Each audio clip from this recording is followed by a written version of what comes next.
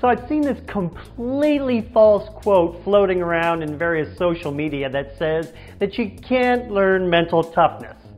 And I used to get angry when I saw it, but now I smile because I know that those who ignore that and actually work on their mental game, they're giving themselves a huge advantage, and I'm the one to teach them.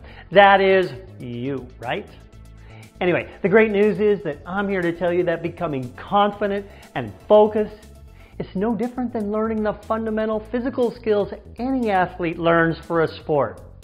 You just have to work a few mental drills, and over time, your mind strength will become automatic for you, just like any other skill. Also, just like any coach, there are many drills I could teach you to improve your game, but here are my top 5 that any athlete should work on if they want that competitive advantage. See, the great thing about mental toughness training for sports is that you can do it anywhere. You don't have to wait until competition in order to work on your mind. Now here they are in no particular order. 1, mental practice. Now other trainers call this visualization, but I don't really like that word visualization. Why is that? Because a lot of people are not visual, and that's okay. You do not need to be visual in order to get the benefits. Now I teach the details of this in my programs, but the bottom line here is that athletes make 2 mistakes with this. They don't do it enough, and they are too vague in general with what they want to achieve. Get more detailed and specific in your mental practice. Second tool, get present. Now this is also very underrated as a skill, but can easily be improved upon. Here's what you do. Multiple times a day, take your attention to what your 5 senses are taking in to get into the present moment. Why? Why do you want to do this present moment stuff? Because fear cannot exist in the present moment unless you are faced with some physical danger right here, right now.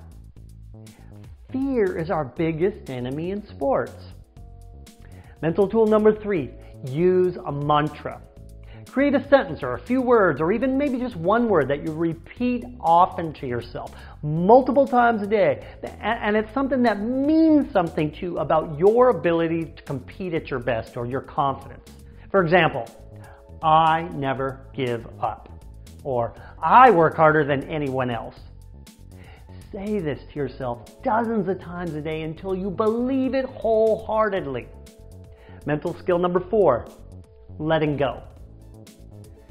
You know, undesirable things happen to us every day in our life. Make it a conscious practice to reduce the time between when those bad things happen and when we can move on. Now, I have specific tools and tactics to do that. But you want to make it a habit to verbally forgive yourself when you make mistakes that cause those undesirables. Sports are about who handles making mistakes the best. Build resiliency with this practice.